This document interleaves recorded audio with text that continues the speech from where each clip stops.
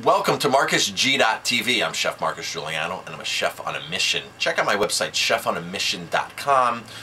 Definitely click the link to my green certified restaurant, find out what I'm about. Keep checking out my YouTube channel.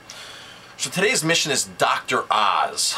You know, I've had several videos that I've done on Dr. Oz, and I'll go either way on Dr. Oz. That's the funny thing. Sometimes I'm thinking like, man, he's just right on. This is great. And other times I'm looking at him like, man, he's like has a product on his show that's just like a gimmick. There's GMOs in it. And it's just like, so it's like sometimes I'm thinking about like, what's Dr. Oz going to say today? But I've got to tell you, Dr. Oz has gotten slammed in the media lately. There's a group of doctors that are out there after him, that are out there saying that he's a quack, that are out there that are just putting all of his stuff down. And I'm going to stand up for Dr. Oz in this one. I'm really going to stand up for Dr. Oz. See, most doctors, well, let's start off with these doctors. These doctors that are attacking, Dr. Oz, most of them have ties to the pharmaceutical industry. So you always have to look at where these people are coming. Like Paul Offit, the guy who's like pro-vaccine, pro-vaccine, pro-vaccine. They never start a show when he's on, or they never start and introduce him as the guy who made $180 million from selling a patented vaccine.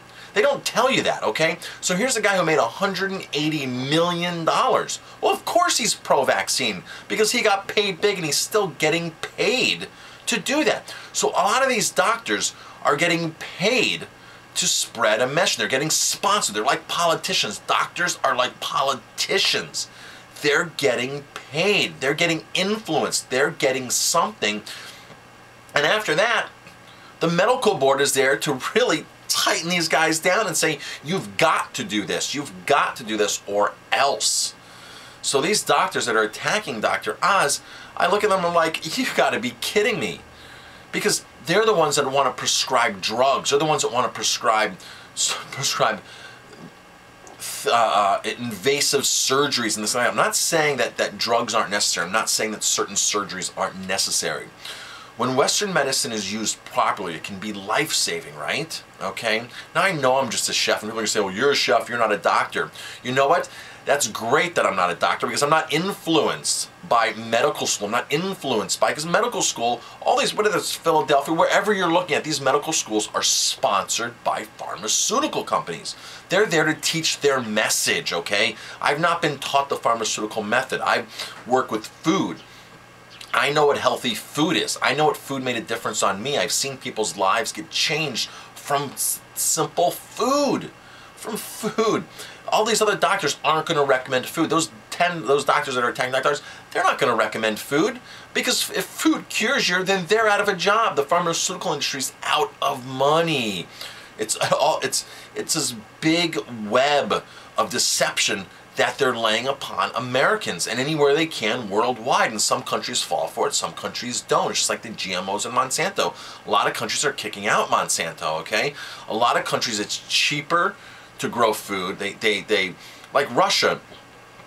The majority of Russians eat food that is produced on 2 acres or less.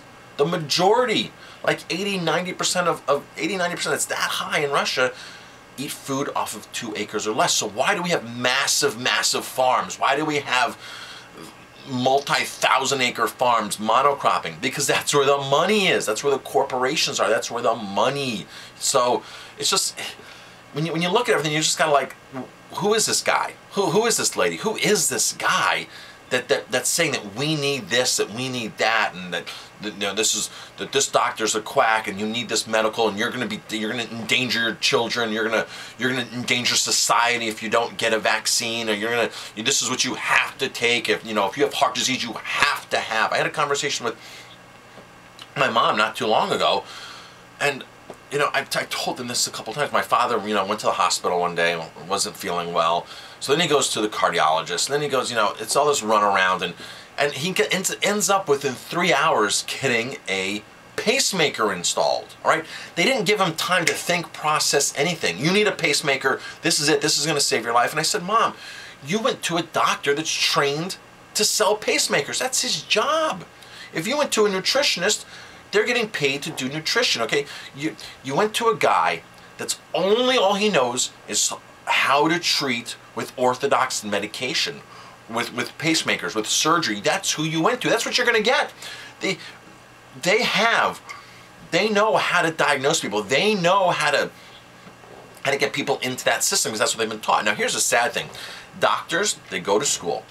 They get their education. Their continuing education, most of their continuing education is done by pharmaceutical companies. So you're having a company that is teaching a doctor after medical school, while he's practicing, teaching a doctor what to do based upon the drugs and procedures they're selling. If you're going to go to a doctor that makes his living, makes $1 million a year from surgeries, he's going to recommend surgery because that's what he knows, okay? If you come to me as a chef and say, hey, I need a steak dish, okay, or vegetarian dish or whatever, I'm going to give you what I've been trained, right? If you say, hey, give me a T-bone steak, I'm not going to give you something else because that's what, if you're going, so let's use a difference. So let's say you're going to a steak house. If you go to a steakhouse and ask for a vegetarian meal, it's going to be hard to get a vegetarian meal at a steakhouse because they're trained to give steak, right? So if you're going to a surgeon, if you're going to a cardiologist, if you're going to a guy who does pacemakers, he's not trained to give you nutrition, right? So he's not going to tell you that nutrition's going to work in most cases. He's not going to tell you how to do things in an alternative way because that's his focus. That's their mindset. I keep saying him or her. That's their mindset. So these doctors that are attacking Dr. Oz, I mean, so here's the great thing with Dr. Oz. Dr. Oz talks about a lot of many different things.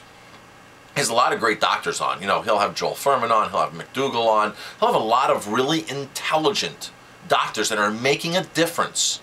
And I think it was Dr. Fuhrman or Dr. McDougall online on Facebook the other day, stood up for him. He said, you know, I've been on this show many times. I've been able to express my opinion. He's listened to me. I've been able to touch people. I've been able to spread my message. He's been open-minded about it. So the thing is, Dr. Oz has a platform. So the problem is he has a platform, and the pharmaceutical industry is nervous about that. They're intimidated. They're threatened by that. They don't like to be threatened by people that are going against them. People don't have any clue, any understanding what a stronghold the medical industry has, the pharmaceutical industry has on doctors. When I went to a doctor years ago, he was 80 years old at the time, Dr. Lev, and he says to me, he goes, you know, Marcus, I'm 80 years old. That was my first time. He goes, I'm 80 years old. I don't care if they take my license. I'm going to tell you what works, not what the medical board is telling me to give to you. Now, here's a doctor that's willing to lose his license.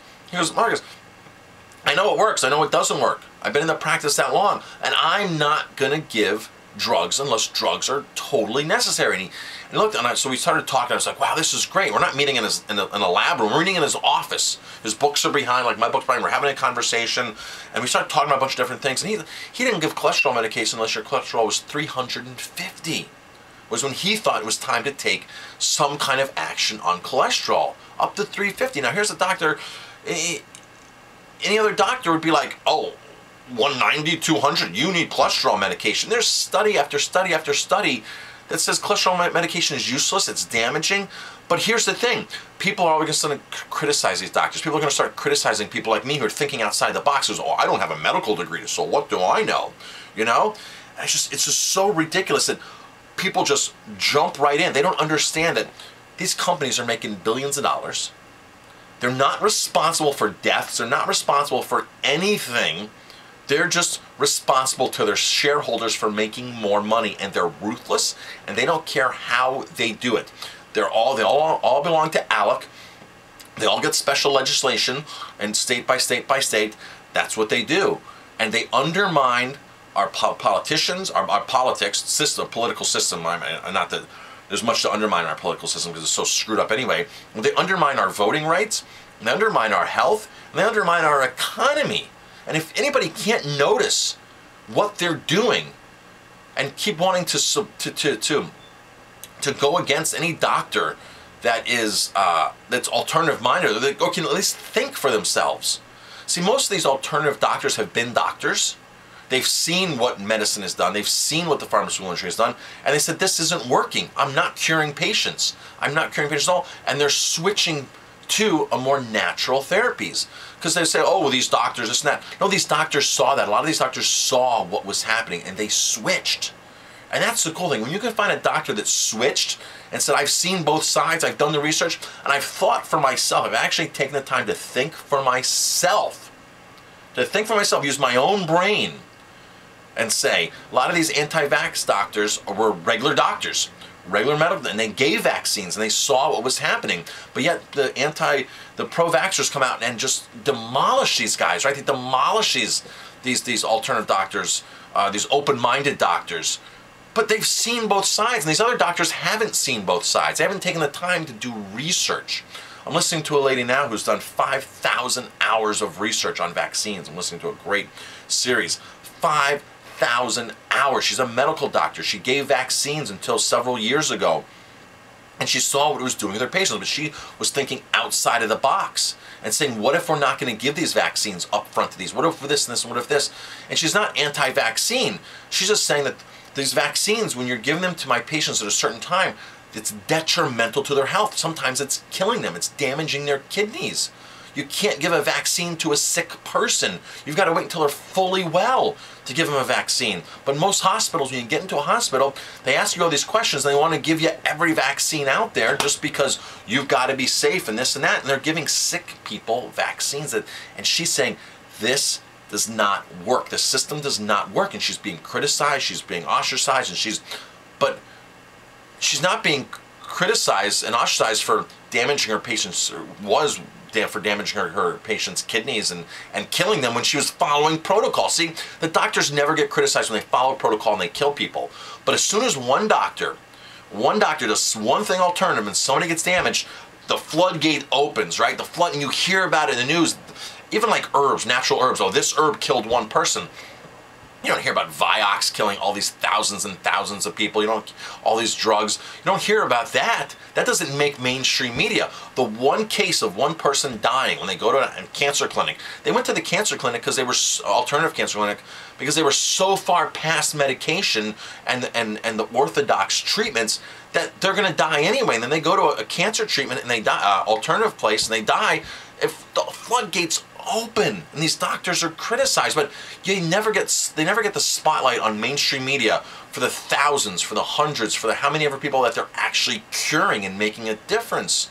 So it's just such an unbalanced system, and everything is just dictated. The whole media is dictated. First of all, most of the media out there is owned by the Rothschilds. There's only like 5, 6, 7 major media companies out there. So when you're talking about, Reuters, you're talking about the Associated Press, the Rothschilds own both of those. People say, well, how do the Rothschilds stay out of the media? Because they own the media, right? It's when you're the richest family in the world and you want to stay out of the media and you own the media, it's easy because you own the media. That's the bottom line. And people say, oh, Marcus, you're crazy and this and that. Do your research. Do your research before you criticize me. You're right. I'm not a doctor. I'm a chef. But you know what? I can think. And don't criticize doctors who can actually think outside the box because they've seen the good, they've seen the bad, and they want to make a difference. These doctors aren't saying, oh, I want to damage my patients, I want to do this. No, they're seeing right in front of their eyes the damage that they've done, and they're switching. It's just, they're getting criticized and ridiculed. Dr. Oz, there's going to be things he says that I don't like, but there's going to be things he says that I love. So I can't say I don't like Dr. Oz. I might like some things, I might not like some things, but that's the thing that most people can't handle.